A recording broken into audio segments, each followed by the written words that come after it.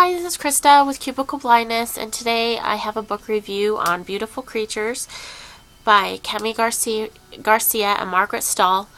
And I don't actually have a physical copy of the book to show you, but the physical book is very pretty. Bright, beautiful purple colors, I believe, are on this one. And it's a very popular book these days, but so is Fallen by Lauren Kay. But I feel like the whole kind of feel of each of these books were the same. So even though I think it was a good story, and I liked the whole plot and idea of the story, and the mysteriousness behind it, but I didn't like that whole idea of, like, it's just this feeling you get as you're reading, kind of like there's a big secret going on, and you're getting told, like, little tiny snippets of it along the way. And I don't really like that in a book, because I think it's too long. It was really a long read, when I felt like along the way they could have given more of the secrets out at once, and it made it kind of a bigger impact and a bigger scene and more action happening. But instead it's kind of unfolding so slowly, going along before something big happens, that it was kind of an actual hard read for me. I felt like I really wanted it to be a shorter book. And that's hard to say, especially when you actually liked what was happening in the book. But there were so many slow parts in the book that I'm really surprised that I got through it. I almost didn't make it through this one, because I had put it down so many times and picking up something that was more interesting. I almost didn't finish this one, and I really wanted to see why it was so popular. So it's about a small town boy, Ethan Waite, and when I say small town, I mean literally. These guys know who drives what car, and they're all in each other's business, and they know everything about each other, and who does what. I mean, seriously, this is the smallest town ever. They still celebrate the Civil War every year. They do a reenactment, and so the Civil War is still a really big part of this town's everyday life. One day, Ethan's been having dreams with some mystery girl in them. And he keeps getting this overwhelming feeling of that there's something bigger out there in the world, and he's stuck in this small town, not really liking any of the girls at school. He has friends, but he's just kind of getting bored at this time. And a mystery girl shows up, and it just so happens that she's the one that has been in his dreams. So he becomes almost obsessed with this girl and drawn to her, and a connection with her. And her name is Lena, and she is the niece of the kind of weirdo of the town that nobody ever really talks to or goes to their house. They stay away from him, and they refer to him as Boo Radley. So, this book, it has just weird stuff going on, and like I said, it unravels really, really slowly throughout the book on what's going on, and there's a lot of, I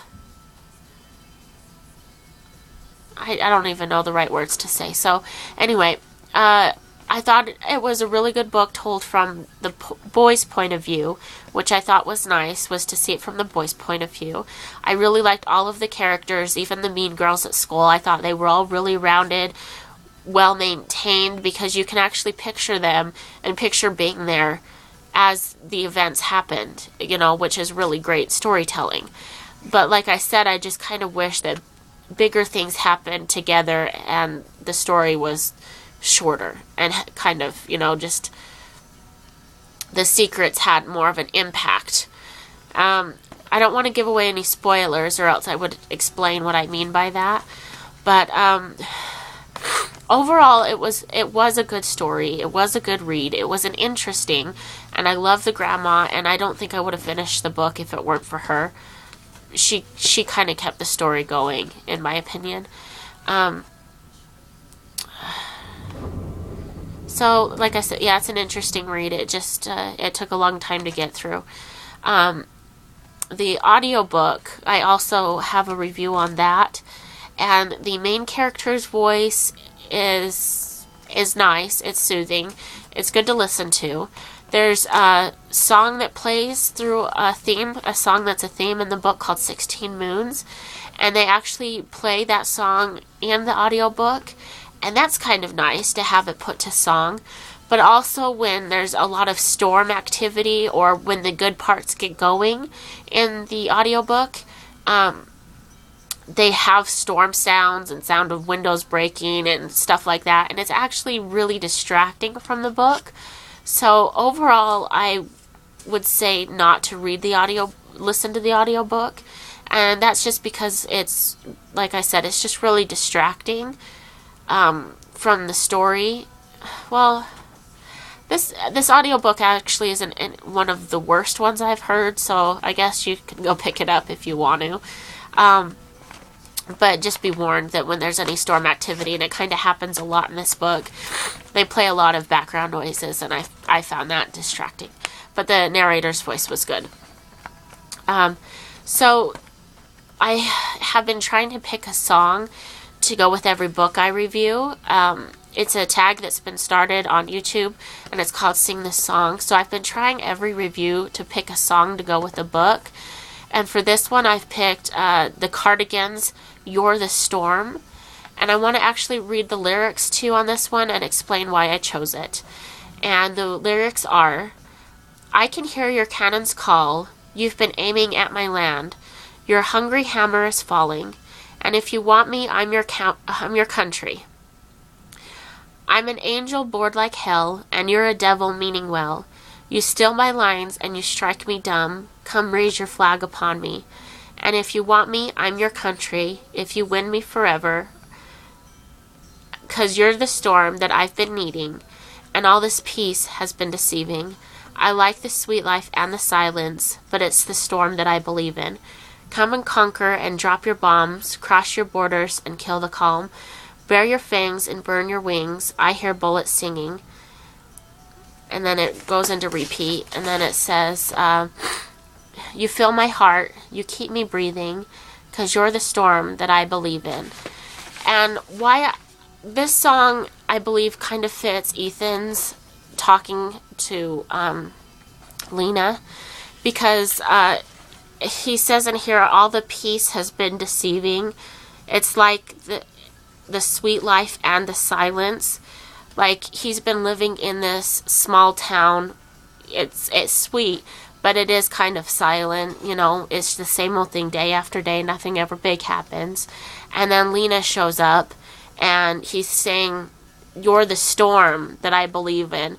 And over here, you fill my heart, you keep me breathing, 'cause you're the storm that I believe in. And she does kind of hit this town like a big storm. I mean, literally. I mean, storms are happening all throughout this book. And that's a big thing to it is, you know, she's kind of riled up everybody.